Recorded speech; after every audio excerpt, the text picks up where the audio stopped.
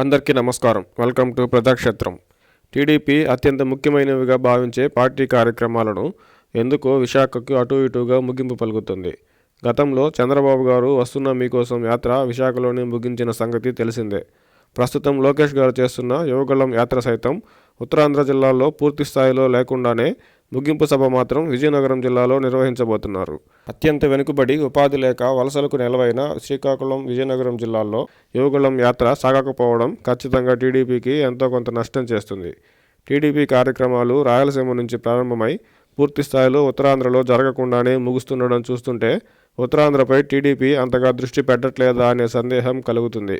చంద్రబాబు గారి అరెస్టుతో ఆగిన యువగళం తగిన సమయం లేని కారణంగానే ఇప్పుడు ముగింపు సభ ఏర్పాటు అని టీడీపీ చెప్తున్నా ఇంకా ఎన్నికలకు కనీసం అంటే 2-3 నెలల సమయం ఉన్న నేపథ్యంలో మరో 20-25 రోజులైనా యువగళం యాత్రను కొనసాగించి ఉత్తరాంధ్ర జిల్లాల్లోనూ పూర్తి స్థాయిలో లోకేష్ గారు యువగళం పాదయాత్రను చేసుంటే బాగుండేది.